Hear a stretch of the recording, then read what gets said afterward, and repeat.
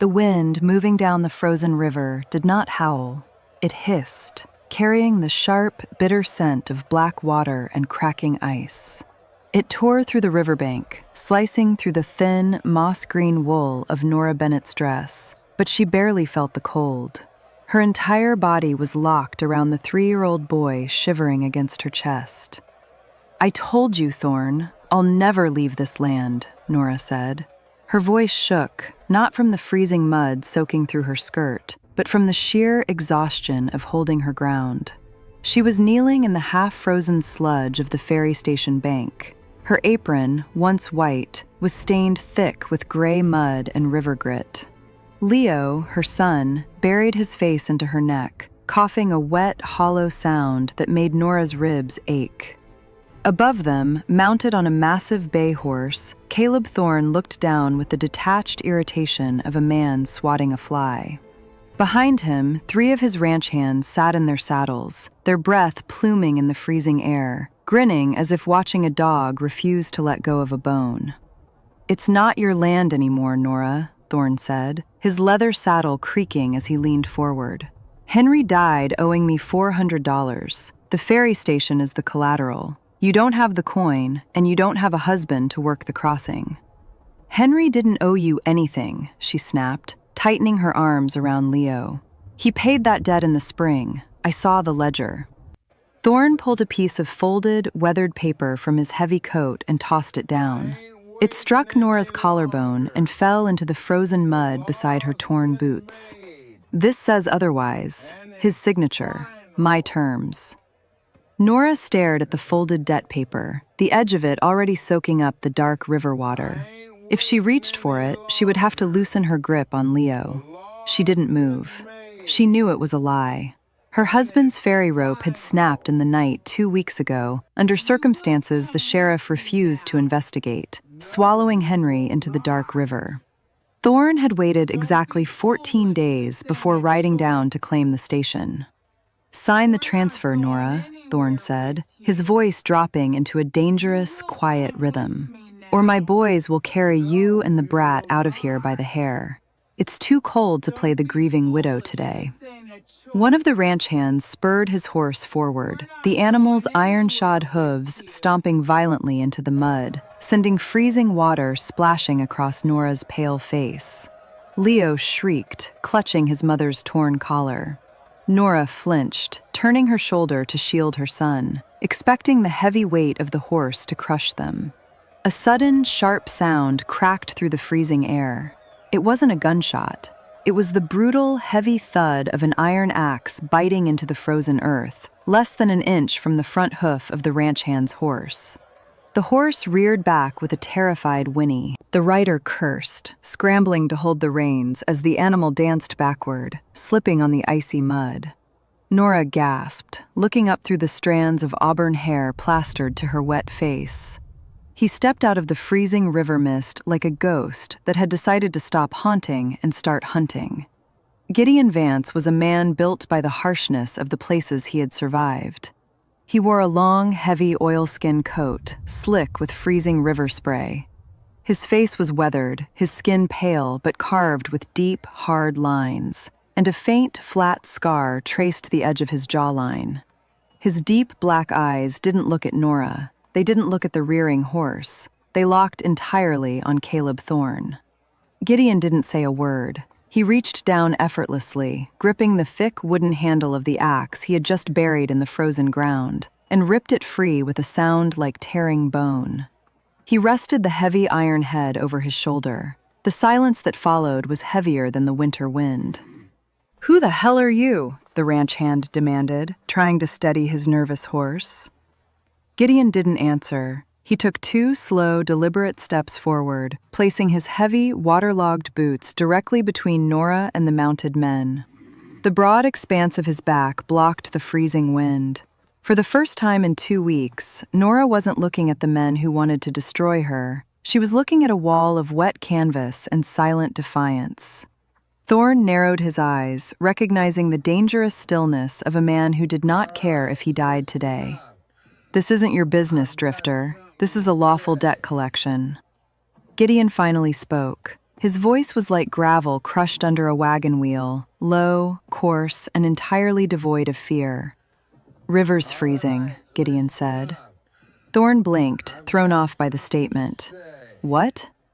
"Ice is forming on the shallows," Gideon continued, not raising his voice. He shifted the axe slightly. "Horse slips, breaks a leg, rider falls. Current takes him under the ice. Happens fast." It wasn't a warning about the weather, it was a promise of violence. The ranch hands exchanged nervous glances. They were bullies who liked terrorizing starving widows, not men eager to fight a towering ferryman wielding a logging axe in the middle of a frozen nowhere.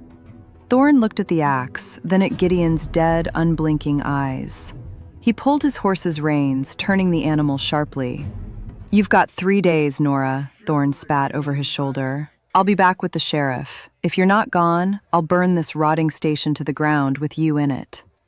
The riders kicked their horses and trotted back up the ridgeline, disappearing into the gray, spitting snow.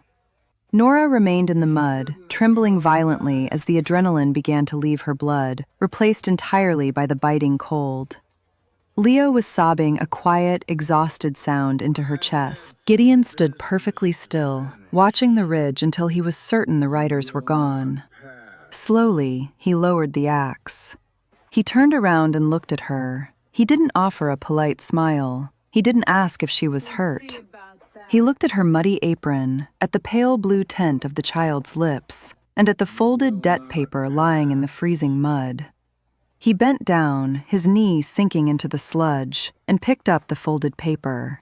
He didn't read it. He just held it in his massive, scarred hand. "Get up," Gideon said quietly. Nora stared at him, her chest heaving. "I don't have money to pay you for your help. I have nothing." Gideon's dark eyes dropped to the shivering boy in her arms. "Didn't ask for money." He turned his back to her, pointing his axe toward the broken wooden door of the abandoned ferry kitchen a few yards away. "There's a stove in there. Get the boy out of the wind, before the ice takes him." He didn't wait to see if she followed. He just started walking toward the door, leaving large, deep footprints in the mud for her to step into. The heavy wooden door of the ferry station kitchen scraped shut, instantly cutting off the hiss of the freezing wind. Inside, the air was dead and stale, smelling of old ash and damp timber, but it was a sanctuary compared to the brutal open riverbank. Nora collapsed onto a long wooden bench near the center of the room, her knees finally giving out. She kept Leo tightly against her chest, wrapping her arms around his small, trembling body.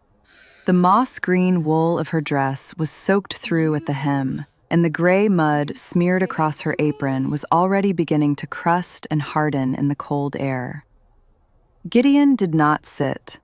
He moved with the quiet, practiced efficiency of a man who had spent his life surviving things that killed lesser men. His heavy oilskin coat dripped river water onto the floorboards, but he ignored it, crossing straight to the rusted iron stove in the corner. He knelt, pulling a dry handful of pine needles and split kindling from a leather pouch on his belt. Within moments, the sharp scrape of a match echoed in the quiet room, followed by the soft, hungry crackle of a new fire. The orange light spilled out, casting long, dancing shadows against the cracked walls and illuminating the sharp, weathered angles of Gideon's face.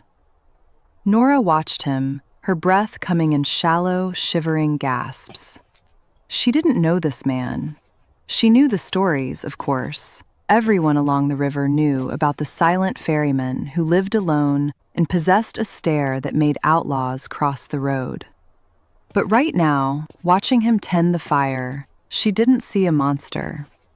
She saw the first person in 2 weeks who hadn't looked at her as a problem to be erased. Gideon stood up and pulled a battered tin cup from his pack. It was dented on one side and blackened at the bottom from years of open campfires. He uncorked a metal canteen, poured a small amount of water into the cup, and set it directly on the flat iron top of the stove to heat.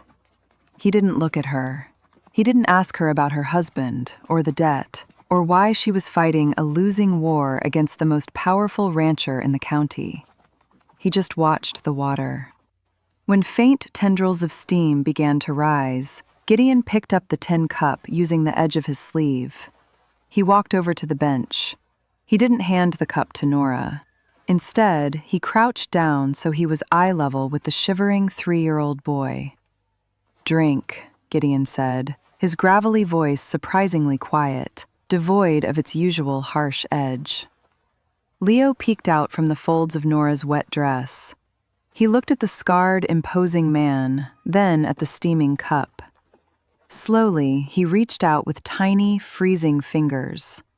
Nora quickly moved her own hands to cover her son's, helping him support the hot metal. As Leo took a slow, careful sip, the warmth seeped into his pale face. Nora closed her eyes, letting out a breath that felt like a sob breaking apart in her throat. "Thank you," she whispered. Gideon stood up, stepping back to give them space. He reached into the pocket of his damp coat and pulled out the folded debt paper he had retrieved from the mud. He tossed it onto the scarred wooden table next to the bench. "You said he didn't owe," Gideon stated flatly. It wasn't a question, but an invitation for her to prove it. Nora carefully adjusted Leo on her lap, keeping him wrapped in the driest part of her skirt, and leaned forward. Her fingers trembled as she touched the damp, dirt-smudged paper. She unfolded it carefully so it wouldn't tear. The ink had bled slightly from the moisture, but the bold, aggressive handwriting detailing a $400 loan was entirely legible. At the bottom, next to Caleb Thorne's heavy signature, was the name Henry Bennett. Nora stared at the signature. For a long moment, the only sound in the room was the crackle of the stove and Leo's soft, wet breathing. Then, Nora's hand curled into a fist. The fear that had been paralyzing her on the riverbank was suddenly burned away by a sharp, clarifying surge of anger. "Look at the Y," Nora said, her voice tight. Gideon didn't move closer, but his dark eyes shifted to the paper. "Henry broke his right wrist 3 winters ago trying to free the ferry from an ice jam," Nora continued, her finger tracing the air just above the ink. "It never healed right. He couldn't bend his wrist to loop his letters anymore.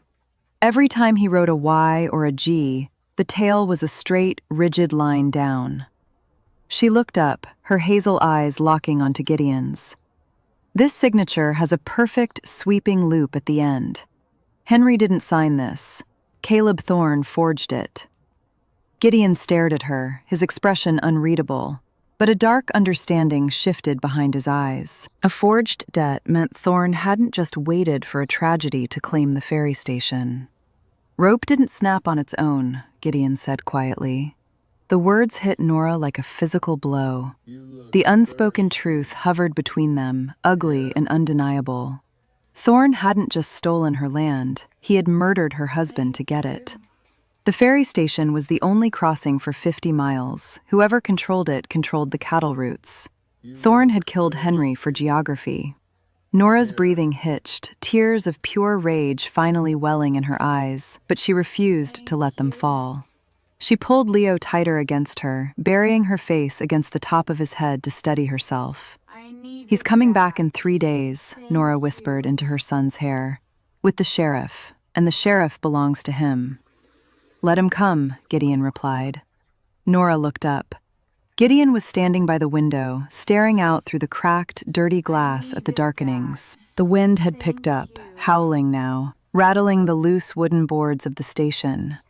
The temperature was dropping fast, turning the mud outside to solid iron. "He has 10 men, Nora warned, her voice desperate. "You hit the ice today to scare them, but Thorne won't be scared when he comes back with guns. You don't have to die for us, Mr. Vance." Gideon turned his head slightly, the faint scar on his jaw catching the firelight. "Name's Gideon." Before Nora could respond, Leo suddenly went entirely rigid against her chest. He let out a harsh, barking cough that sounded like tearing paper, followed by a wheezing gasp for air. Nora panicked, pulling him back to look at his face. His cheeks, which had been pale minutes ago, were now flushed a bright, unnatural red. His small chest heaved, struggling to pull oxygen through his congested lungs. The fever had spiked with terrifying speed. "Leo?" Nora cried out, touching his forehead. It was radiating heat, burning against her cold palm. "Leo, look at Mama. Keep your eyes open." The child's eyes fluttered, glassy and unfocused, his breathing growing dangerously shallow. Gideon was across the room in 2 strides. He didn't panic. He knelt beside the bench, pulling his heavy, wet oilskin coat off his shoulders and tossing it aside, revealing a thick wool sweater underneath. He placed his rough, scarred hand against the boy's burning neck. "Lungs are freezing up," Gideon said grimly. "Fire's not enough. He needs willow bark to break the fever, or the fluid will drown him before morning." "I don't have any," Nora said, her voice breaking into a sob of sheer terror. "Thorne's men ransacked our supplies yesterday. They took the medicine box. I have nothing." Gideon stood up, his jaw set. He looked toward the window, out into the howling, snow-blind darkness, toward the river that was groaning under the pressure of forming ice. "There's a patch of white willow on the east bank," Gideon said, his voice terrifyingly calm. 2 miles upriver. "You can't cross," Nora said, her eyes wide with horror as she realized what he was suggesting. "The ferry is gone. The ice is too thin to walk on, and the water will kill a man in minutes. It's a death sentence out there tonight." Gideon reached down and picked up his heavy axe from where he had leaned it against the wall. He didn't look at her, he just looked at the door. "Keep the fire fed," Gideon commanded. "Don't let him sleep." He opened the door, letting the brutal winter storm roar into the room for a single second, and then he was gone, swallowed entirely by the black, freezing night. The moment the heavy wooden door slammed shut, the reality of the isolation crashed down on Nora. The ferry station kitchen was a small, decaying wooden box suspended in an ocean of freezing wind. The rusted iron stove crackled, a desperate, hungry sound. The small pile of kindling Gideon had started was burning, fast. Nora knew the brutal, unforgiving nature of the frontier. She knew how quickly an iron stove could go stone cold once the fuel ran out. She laid Leo gently on the wooden bench, wrapping the dry top half of her moss-green skirt over his small legs. "Stay awake, my brave boy," she whispered, her voice trembling but refusing to break. "Mama has to feed the fire." She searched the shadows of the abandoned kitchen. The cupboards were bare, the shelves stripped. Thorne's men had looted the station of anything valuable days ago. In the corner sat a heavy, broken oak chair. Nora grabbed it. She didn't have an axe, and her hands were blistered and numb, but she had the raw, terrifying adrenaline of a mother fighting for her child. She lifted the chair and slammed it down against the solid iron edge of the stove. The old wood splintered.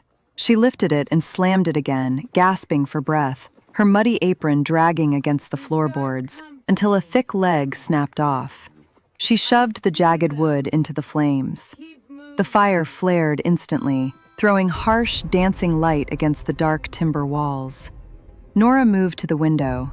The glass was cracked in a jagged spiderweb, letting in a steady, hissing stream of powdered snow. She wiped the freezing condensation away with the back of her hand, peering out into the blackness, desperately praying to see the massive silhouette of Gideon Vance returning from the river. Instead, her eyes caught a different light. It wasn't down by the water. It was high up on the eastern ridge, directly covering the narrow, snow-choked trail that led toward town. A campfire. Through the swirling storm, she could make out the dark shapes of 2 men huddled near the flames, rifles resting across their laps. Thorne hadn't just left her with a threat. He had laid a siege. They had cut off her only route to civilization, establishing a silent blockade designed to trap her. Thorne was betting that the plummeting temperature and a sick child would break her spirit before dawn. If she tried to walk out and seek a doctor, they would intercept her. If she stayed, she would be forced to watch her son die. A cold dread, entirely separate from the winter air, coiled tightly in her stomach. They were completely, utterly trapped. The wind screamed higher, rattling the cracked window panes so violently the glass threatened to shatter inward. Nora looked around and saw Gideon's discarded oilskin coat lying on the floor where he had dropped it. It was thick, heavy canvas treated with wax and oil, built to repel river storms. She picked it up. It was freezing to the touch, smelling heavily of river water, pine resin, and something faintly metallic, like old iron. It held the sheer weight of the man who wore it. Nora folded the heavy coat and jammed it tightly against the window frame, using the heavy iron poker from the stove to wedge the thick fabric into the broken cracks. It immediately killed the draft. Room darkened, sealed off from the howling outside world, leaving only the fierce orange glow of the stove. She returned to the bench and pulled Leo onto her lap. The boy was deteriorating rapidly. His breathing was a shallow, ragged rasp that echoed terribly in the quiet room. His skin was bone-dry and burning hot. Nora dipped her fingers into the dented tin cup Gideon had left on the stove and gently pressed drops of warm water to Leo's cracked lips. "Drink, baby," she begged quietly. "Just a little."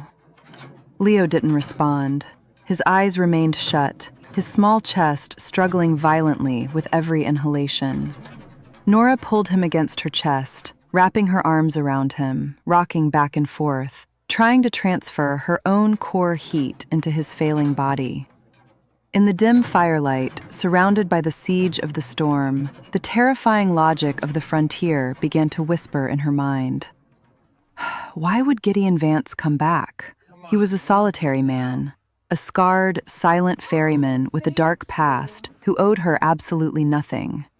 He had intervened on the riverbank, perhaps out of some buried instinct of right and wrong. But walking into a blinding blizzard across a cracking, half-frozen river to find medicine for a stranger's child? That was a death sentence. The wilderness did not reward mercy. It punished it without hesitation. A man who had survived this long in harsh country knew better than to throw his life away for someone else's lost war. The most logical thing for Gideon to do was to reach the other bank, keep walking, and disappear into the timberline to save himself.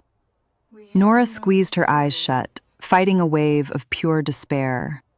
If Gideon didn't return, Leo would not survive the night. And if Leo died, Nora knew with absolute, chilling certainty that she would walk up that ridge tomorrow and kill Caleb Thorne with her bare hands before his men gunned her down.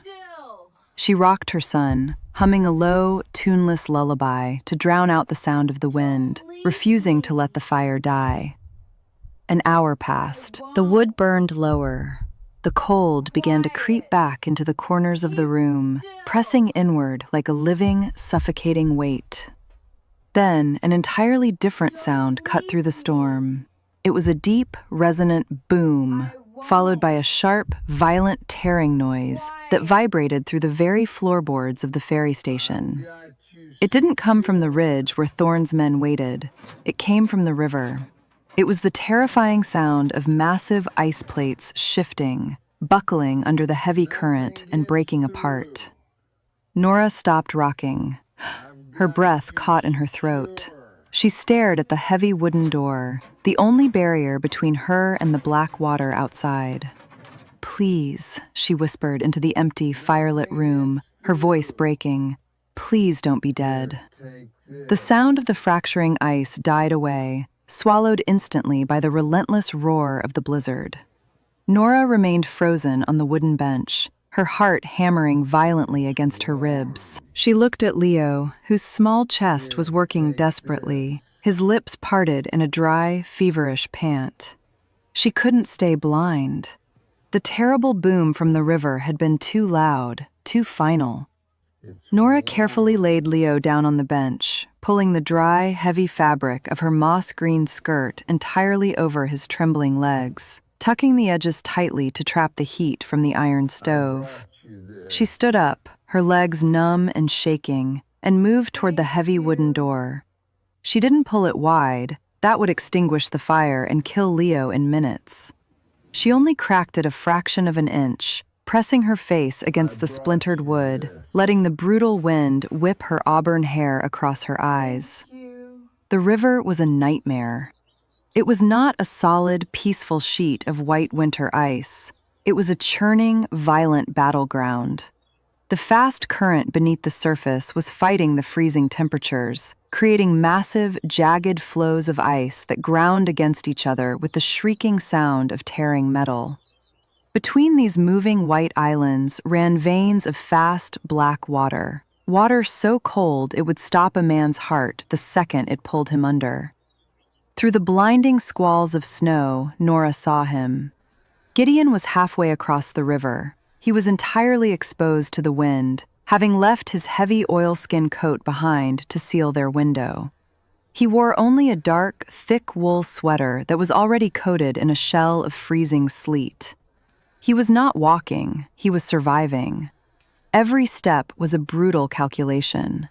He held his heavy iron axe in both hands, using the handle as a balance beam and the blade as a testing hook.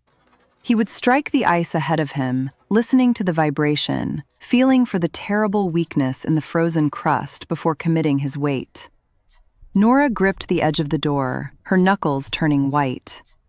She had lived by this river for years. She knew what it did to men in the winter. The cold didn't just freeze you, it stole the oxygen from your blood, turning your muscles into useless lead. Suddenly, the massive ice floe Gideon was standing on shifted. A larger chunk of ice, driven by the violent underwater current, slammed broadside into his platform.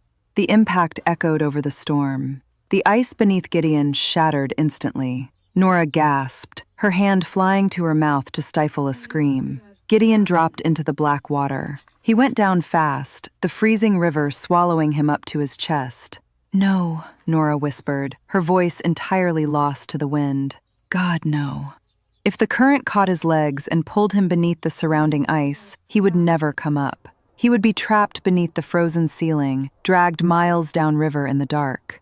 But Gideon Vance was not a man who surrendered to the dark. He didn't panic. Even from the shoreline, Nora could see the terrifying, mechanical focus in his movements. He didn't thrash, wasting precious energy. He swung the heavy iron axe, driving the sharp blade deep into the solid, unmoving ice of a larger floe a few feet away. The iron bit hard into the frozen block. With his boots fighting the brutal drag of the current, Gideon locked both hands around the wooden handle. The muscles in his broad back and shoulders strained visibly under the wet, freezing wool. He pulled. Slowly, agonizingly, he dragged his massive, waterlogged body out of the black water, sliding his chest onto the solid ice. He lay there for a terrifying, breathless second, a dark shape against the stark white, his body undoubtedly screaming in shock from the freezing plunge. Then he got up. He didn't look back at the ferry station. He didn't hesitate. He simply picked up his axe, his movements slower now, heavier, and kept moving toward the eastern bank.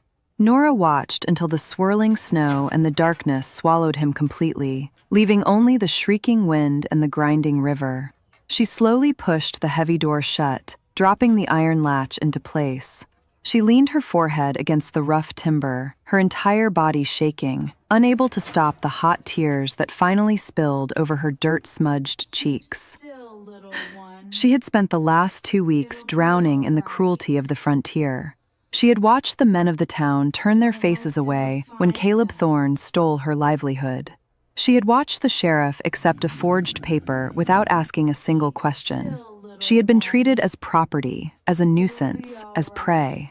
And yet, here was a man the whole town feared, a man who owed her nothing, a solitary drifter who had built a wall of silence around himself. He had seen a child shivering, and without a single word of romantic devotion, without asking for payment, without even asking her name, he had walked directly into the maw of death. That was not the action of a monster. It was the deepest, most terrifying kind of mercy. Nora wiped her face furiously with her muddy apron and walked back to the bench. She knelt beside Leo. His breathing was worse, a terrible, rattling sound deep in his chest. His small face was dangerously pale, except for 2 bright, feverish circles on his cheeks. "Hold on, Leo," she whispered, her voice fierce, pressing her cheek against his burning forehead. "Hold on, he's coming back. I promise you, he is coming back." She reached out and picked up the splintered leg of the heavy oak chair she had broken earlier. She shoved it into the dying embers of the iron stove. The fire caught, flaring up again, illuminating the small, abandoned kitchen. Outside, the siege continued. The cold pressed against the walls, the river ground its icy teeth, and high on the ridge, Thorne's men waited with their rifles. But inside, Nora sat perfectly straight, guarding the fire, trusting a man who was fighting the winter to save them. The wait was the most excruciating agony she had ever known. Every minute stretched into an hour. The water in the dented tin cup on top of the stove began to simmer, waiting for the willow bark that might never arrive. And then, 20 minutes later, she heard it. It wasn't the wind. It was the heavy, dragging sound of boots on the wooden porch outside. Then the latch rattled. Nora leapt up from the bench, rushing to the heavy timber door. She threw the iron latch back and pulled. The heavy wooden door flew inward, torn from Nora's grip by the sheer force of the blizzard. Gideon Vance stumbled over the threshold. He did not look like a man. He looked like a monument carved from dirty ice. His dark wool sweater was encased in a rigid shell of frozen sleet, and his face was terrifyingly pale. His lips tinged a dangerous, bruised blue. He took one step into the kitchen and collapsed heavily onto his knees, the floorboards groaning under his weight. Nora threw her entire body weight against the door, fighting the screaming wind, and finally slammed it shut, throwing the heavy iron latch into place. She turned and dropped to her knees in the dirt beside him. Gideon was shaking so violently his teeth clicked together. His breathing was ragged, shallow gasps of air that didn't seem to reach his lungs. But his right hand, completely bare and raw from the cold, was clamped shut like an iron vice. "Gideon," Nora gasped, her muddy apron dragging against the floor as she reached for him. "Gideon, look at me." He didn't open his eyes, but his rigid fist slowly extended toward her. Nora pried his frozen, stiff fingers open, one by one. Inside his bruised palm rested a thick handful of freshly stripped, damp white willow bark. He had found it. He had crossed the black water, found the tree in the dark, and brought it back. "I have it," she whispered, her voice choking on a sob. "I have it. Let go." She scrambled up and dropped the bark directly into the dented tin cup simmering on top of the rusted stove. The water instantly began to steep, turning a pale, golden amber. She spun back to Gideon. He was trying to push himself up, his pride fighting his failing body. But his frozen sweater was acting like a cage of ice, pulling his core temperature down to fatal levels. If she didn't get the wet wool off him, he would die of hypothermia on her floor. "Stop moving," Nora ordered. It was the first time she had spoken to him with the authority of a woman who had run a frontier station. She grabbed the hem of his frozen sweater. "Lift your arms." Gideon's dark eyes flickered open. He looked at her, his vision blurred, but he obeyed. With a sharp, desperate pull, Nora dragged the heavy, ice-crusted wool over his head and threw it onto the floor, where it landed with a heavy, wet thud. Beneath the sweater, Gideon's chest and shoulders were broad, lean, and heavily mapped with the violence of his past. The scars were not gruesome, but they were a silent, undeniable history. Faint, flat white lines crisscrossed his ribs, and a smooth, faded burn mark covered the edge of his left shoulder.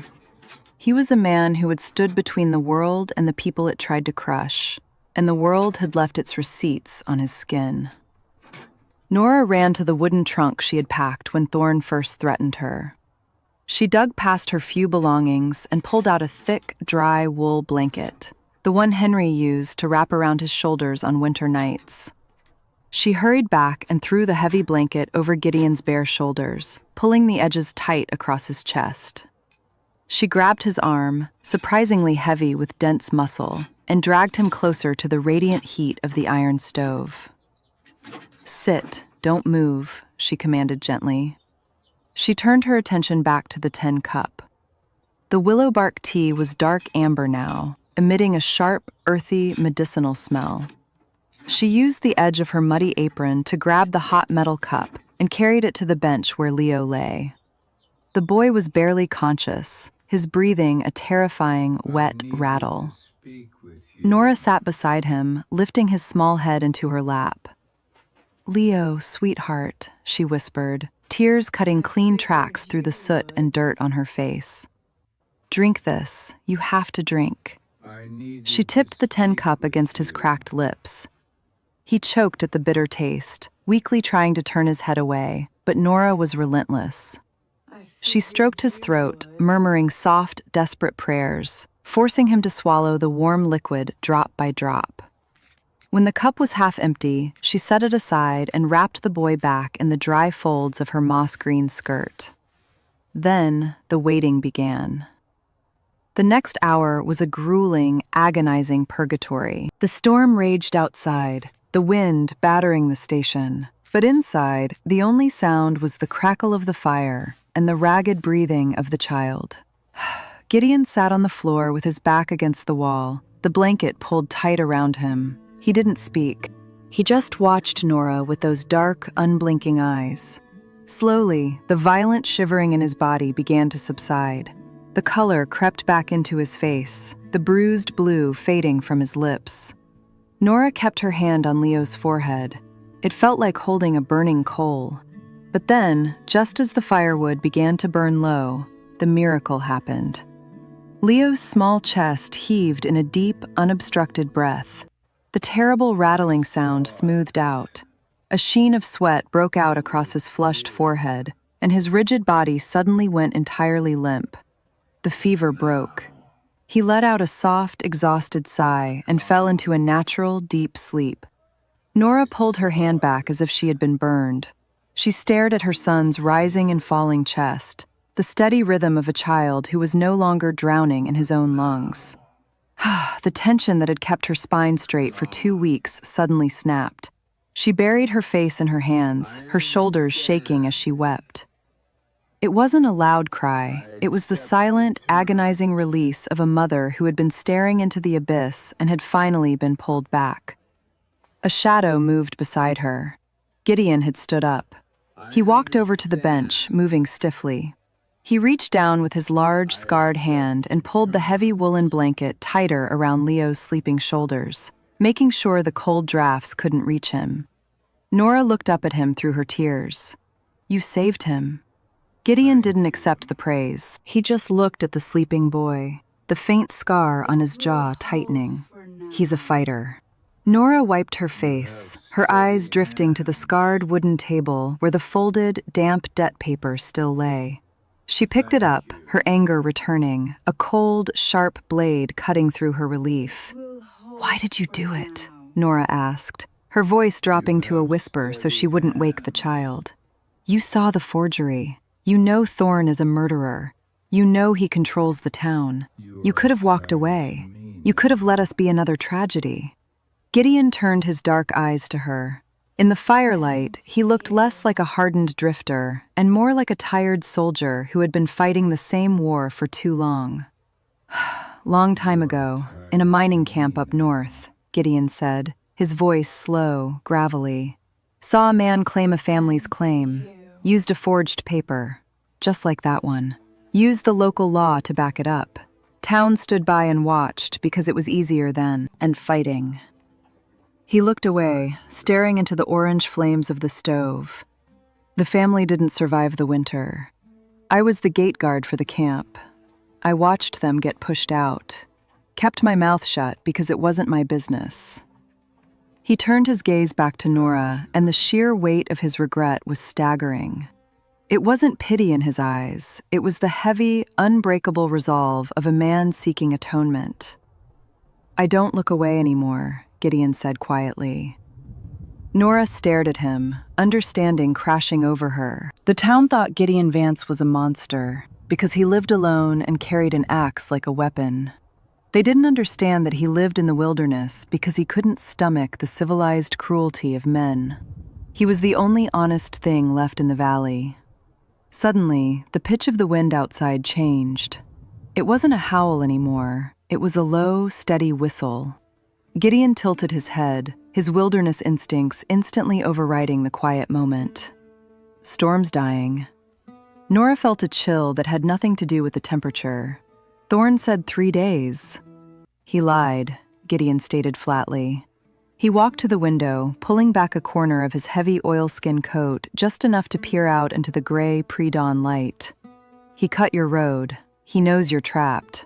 Soon as the storm breaks and the ice thickens, he'll cross the river to burn this station down. Blame the blizzard. No station, no witness, no widow. Nora stood up, her maternal instinct flaring, fierce and territory. She looked at her sleeping son, then at the forged paper in her hand. We can't outrun them in the snow, not with Leo. Gideon let the coat fall back, sealing the window. He turned around, his dark eyes locked onto hers.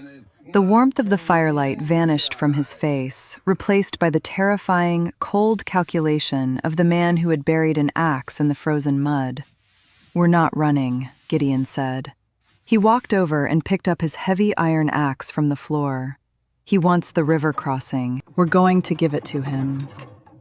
The dawn did not break with warmth. It crept over the eastern ridge in a bruised, pale blue light, illuminating a world that had been frozen solid by the night's violence. The wind had died down to a sharp, biting hiss, but the temperature had plummeted so drastically that the very air felt brittle, as if speaking too loudly might shatter it. Inside the ferry kitchen, the fire still burned hot. Leo was asleep, his breathing deep and even, the terrifying rattle entirely gone. The color in his cheeks was natural now. Nora sat beside him, her hand resting gently on his chest, feeling the steady rhythm of his heart. The forged debt paper sat in her apron pocket, folded tight. Gideon stood by the door. He had retrieved his heavy oilskin coat, slipping it on over the dry wool sweater Nora had found in Henry's trunk. He held his long-handled iron axe in his right hand, looked out the cracked window, his dark eyes scanning the frozen expanse of the river. They're coming, Gideon said, his voice a low rumble. Nora stood up and moved to the window, standing just behind his broad shoulder. High on the ridge, silhouetted against the pale sky, a line of riders appeared. Caleb Thorne was at the front, sitting tall on his massive bay horse. He had brought 6 men with him. They carried rifles, their heavy winter coats making them look like dark, immovable boulders against the snow.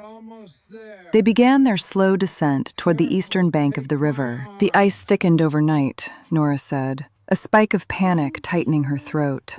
She looked down at the river. The violent, grinding flows from yesterday were gone, replaced by a smooth, unbroken sheet of white ice spanning the width of the crossing. It looks solid. They'll ride right over it. Looks solid to a rancher, Gideon corrected quietly. He didn't take his eyes off the riders. Not to a ferryman. He turned to look at her. The flat, faded scar on his jaw caught the weak morning light. River this deep, current moves fastest in the center channel. Freezes on top because of the wind, but the water underneath is still rushing. It hollows the ice out from the bottom. Makes a bridge that looks thick, but it's brittle as glass underneath. He adjusted his grip on the axe. A man walking might make it. 7 horses carrying armed men won't. Nora understood instantly. It wasn't a reckless standoff. It was an execution by geography. Gideon wasn't going to fight them with bullets. He was going to let the river they wanted to steal swallow them whole.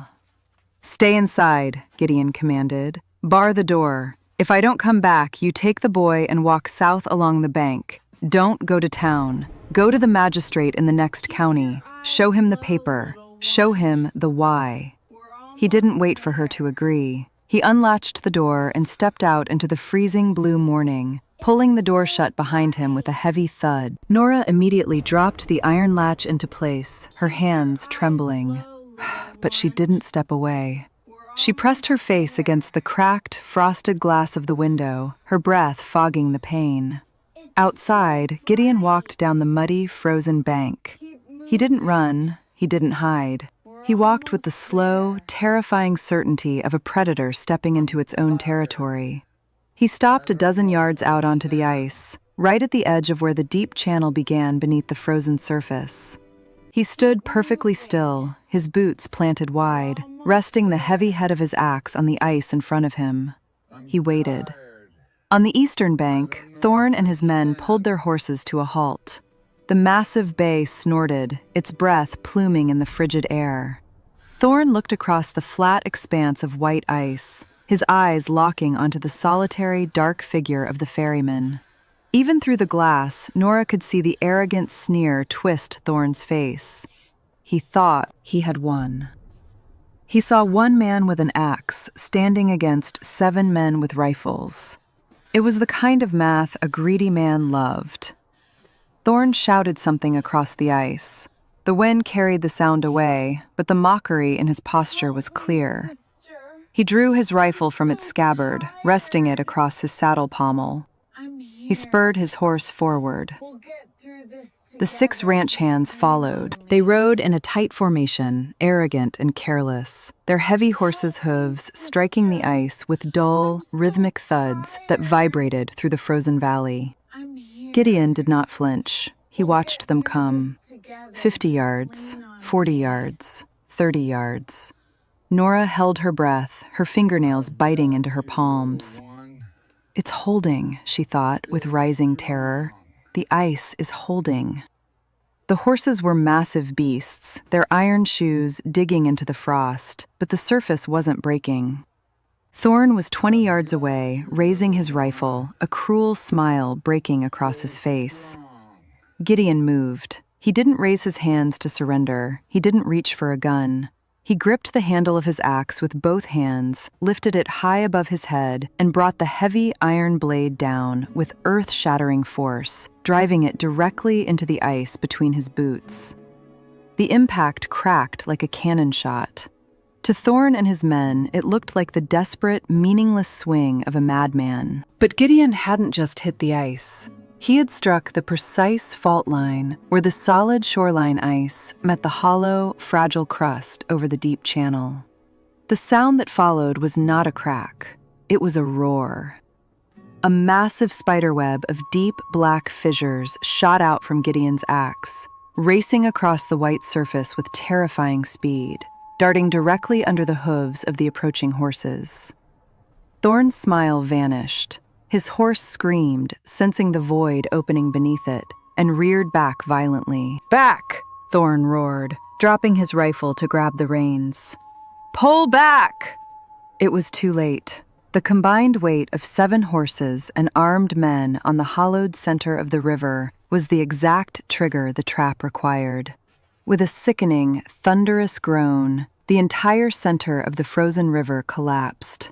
The ice didn't just break. It completely disintegrated, plunging Thorn, his men, and their horses straight into the rushing black water below. The chaos was instantaneous and brutal. Freezing water erupted upward, swallowing the screams of men and the panicked shrieks of horses. The fast underwater current caught them immediately, dragging them beneath the jagged, unbroken sheets of ice further downriver. Thorn thrashed wildly, his heavy winter coat pulling him down like an anchor. He clawed at a floating slab of ice, his eyes wide with a terror he had never known in his comfortable life of stolen power. But the freezing water paralyzed his muscles in seconds.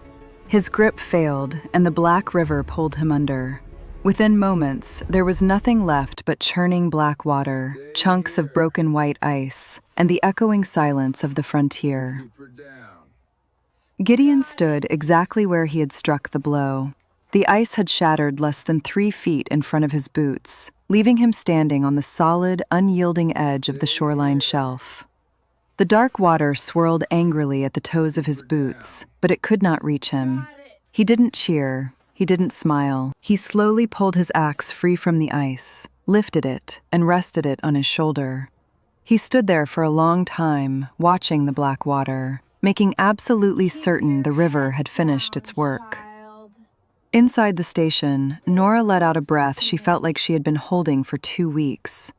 Her Her knees went weak, and she slid down the wall, sinking to the floorboards. She pulled the forged debt paper from her apron pocket. It felt entirely weightless now. The man who had signed it with a lie had been consumed by the very river he had killed to possess. Justice in the frontier did not come from a gavel or a badge. It came from the cold, brutal honesty of the land and the rare men who understood how to let the land speak. Nora looked back toward the bench. Leo stirred, his small chest rising and falling easily. He opened his eyes, blinking sleepily at the firelight. "Mama?" His small, hoarse voice broke the silence of the room. Nora crawled to him, tears of profound, overwhelming relief streaming down her face. She gathered him into her arms, pressing her face against his warm cheek. He was alive. The fever was gone. They were safe. The heavy wooden door clicked, the latch lifting from the outside. Nora didn't flinch this time. Gideon stepped back into the kitchen. His oilskin coat was dusted with fine snow, and his face was impassive, but the dark, haunting shadow that had lived in his eyes seemed fundamentally shifted. He looked at the broken oak chair, the warm stove, the forged paper on the floor, and finally at the mother holding her living, breathing son. He walked over to the stove, picked up the dented tin cup, and quietly began to wipe the soot from its rim. "River's clear," Gideon said, his voice a low, steady rumble. "Nobody's crossing today." The storm blew itself out by the second morning, leaving behind a valley buried under 2 feet of blinding, pristine white snow. The sky cracked open, a hard, brilliant blue, and the sun reflected off the frozen river with an intensity that hurt the eyes. But the silence of the ferry crossing had changed. It was no longer the heavy, suffocating silence of a siege. It was the deep, resonant quiet of a frontier that had settled its debts. On the third day, the sheriff arrived. He did not come, he alone. He rode down the snow-choked trail, accompanied by the county magistrate from the neighboring town, a nervous, thin-faced man wrapped in a buffalo coat. They had a team of 4 deputies with them. The town had noticed Caleb Thorne's absence. A man who owned half the valley did not simply vanish with 6 of his best riders without people asking questions. They expected to find the ferry station burned to the ground. They expected to find a widow frozen in the mud or entirely gone, chased out by the storm and the fear. Instead, they found a column of thick, warm wood smoke rising steadily from the stone chimney. The sheriff pulled his horse to a halt at the edge of the muddy bank, his eyes widening as he looked out at the river. The center channel was a chaotic, jagged ruin of shattered ice, refreezing in jagged shards that pointed toward the pale sky like broken teeth. It was an unmistakable grave. Before the sheriff could dismount, the heavy timber door of the ferry kitchen opened. Gideon Vance stepped out onto the porch. He didn't carry his axe, but he didn't need to. He stood at the edge of the wooden steps, wearing his weathered oilskin coat, his massive frame blocking the doorway. His dark, unblinking eyes swept over the riders. He radiated the kind of terrifying, absolute calm that made the deputies instinctively reach for their rifles, yet hesitate to draw them. "Vance," the sheriff said, his voice lacking its usual arrogant bark. He looked at the shattered ice, then back at the ferryman. "Where is Caleb Thorne?" "River took him," Gideon stated. His gravelly voice carried easily across the freezing air. "Rode out onto the center channel. Ice didn't hold." "You expect me to believe the most experienced rancher in this valley just rode his men into a freezing current by accident?" the sheriff demanded, though his horse shifted nervously beneath him. "I expect you to look at the ice," Gideon replied, not moving a single inch. "Water doesn't lie." Before the sheriff could push further, Gideon stepped slightly to the side. Nora walked out onto the porch. She was no longer the trembling, mud-soaked woman who had knelt in the freezing sludge 3 days ago. She wore a clean, dark wool dress, and her auburn hair was braided neatly down her back. The dirt and soot had been scrubbed from her face, revealing the sharp, unyielding dignity of her jawline. She held Leo by the hand. The boy was wrapped in the thick, moss-green wool of her old skirt, his cheeks rosy and full of life, his eyes bright as he looked at the horses. Nora walked past Gideon, stepping down off the porch. She did not stop until she was standing at the edge of the snowbank, looking directly up at the sheriff and the magistrate. She reached into her pocket and pulled out the folded debt paper. The edges were water-stained and warped from the mud, but the ink remained clear. She held it up, offering it not to the sheriff, but to the magistrate. "Caleb Thorne came here 3 days ago," Nora said, her voice ringing with absolute clarity. "He threatened to burn this station down with my son inside it if I didn't honor this debt, a debt my husband never owed." The magistrate leaned down from his saddle, taking the paper with a gloved hand. "Look at the signature," Nora commanded. She didn't ask, she instructed. "Look at the Y in Henry. My husband broke his wrist 3 years ago. His hand couldn't make that loop. He couldn't bend his fingers to script a letter that way. Thorne forged it. And he cut my husband's ferry rope in the night to make sure there was no one left to contest it." The sheriff opened his mouth to shout her down, to defend the man who had undoubtedly paid for his badge, but the magistrate raised a hand, silencing him. The thin-faced man stared at the document. Without Caleb Thorne alive to enforce the lie, the power dynamic of the valley had instantly collapsed. The magistrate looked from the forged, sweeping loop of the Y to the cold, undeniable truth of the shattered ice on the river. He then looked at Gideon Vance, standing like an iron sentinel behind the widow and her child. The magistrate knew how to read the wind. He knew that any man who could send Caleb Thorne to the bottom of a frozen river without firing a single shot was not a man the county wanted to provoke over a piece of falsified paper. "This signature is highly irregular," the magistrate said slowly, his breath pluming in. He culled. He folded the paper and tucked it into his coat. "Given Mr. Thorne's unfortunate accident and the physical evidence of this document, the county will consider this debt null and void. The ferry station remains the property of the Bennett estate." The sheriff went rigid with fury, but he was outranked. He glared at Nora, then at Gideon, but he didn't draw his weapon. He pulled his horse's reins hard, turning the animal around in the snow. "Let's ride," the sheriff barked to his deputies. Nora stood in the snow and watched them go. She watched until the last horse disappeared over the ridge, until the sound of their hooves was swallowed by the vast, open silence of the frontier. She didn't collapse. She didn't cry. A profound, deep warmth spread through her chest, completely erasing the cold that had lived in her bones since the night Henry died. She was free. She was not a piece of property to be traded, and her son would not starve in the snow. She had fought the worst the world had to offer, and she had outlasted it. She felt a large, warm hand rest gently on top of Leo's head. Gideon had walked down the steps. He looked down at the boy, his dark eyes softening in a way the town had never seen and would never understand. Leo didn't pull away from the scarred, towering man. Instead, the boy reached up with a small, mittened hand and grabbed the edge of Gideon's heavy oilskin coat, anchoring himself to the giant. Nora turned to look at him. "They're gone." "They won't come back," Gideon said. It was a simple statement of fact. Nora looked at the shattered ice of the river, then back at the man who had broken it. He had stepped out of the wilderness and stood between her and the abyss. He had walked through black water and freezing snow, not to conquer her, but to ensure she had the right to stand on her own 2 feet.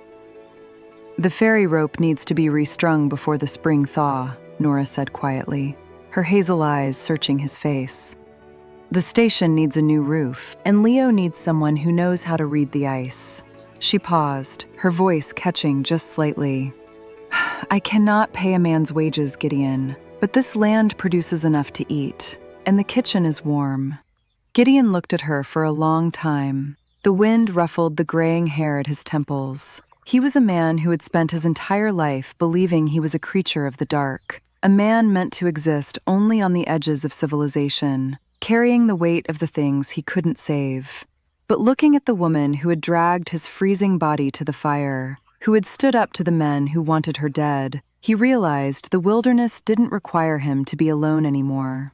"I know how to string a rope," Gideon said, his voice low, rough, and entirely certain.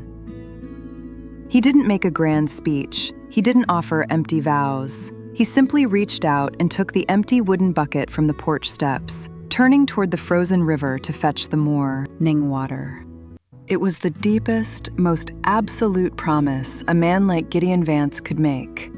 He was staying.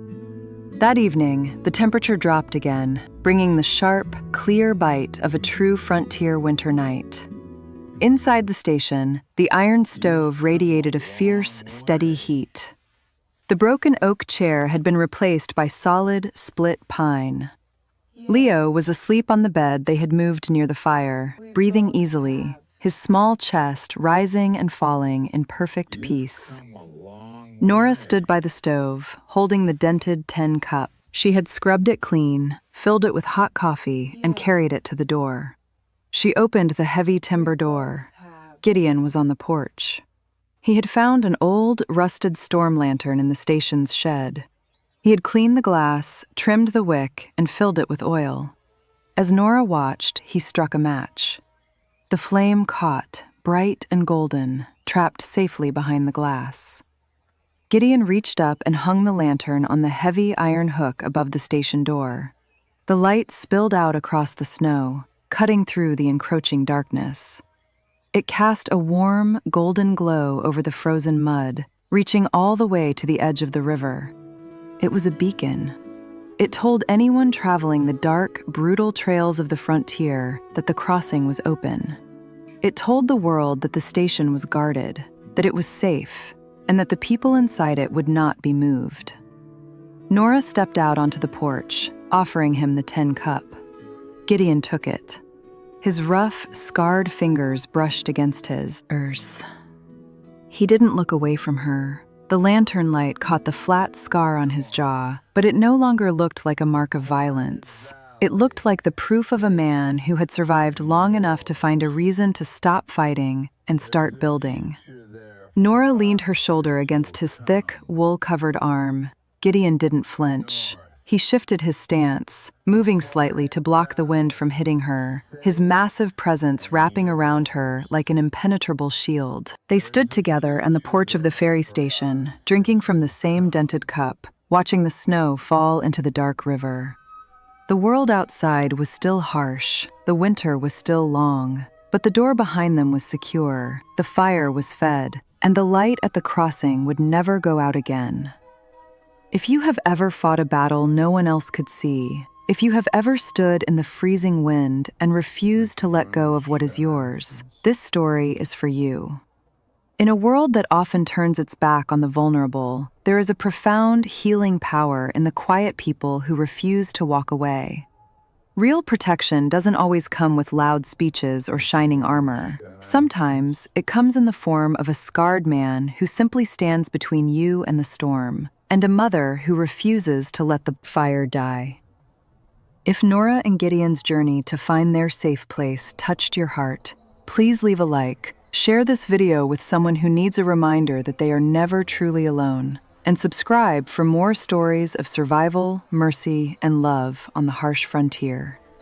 Let us know in the comments, where is the one safe place that feels like home to you?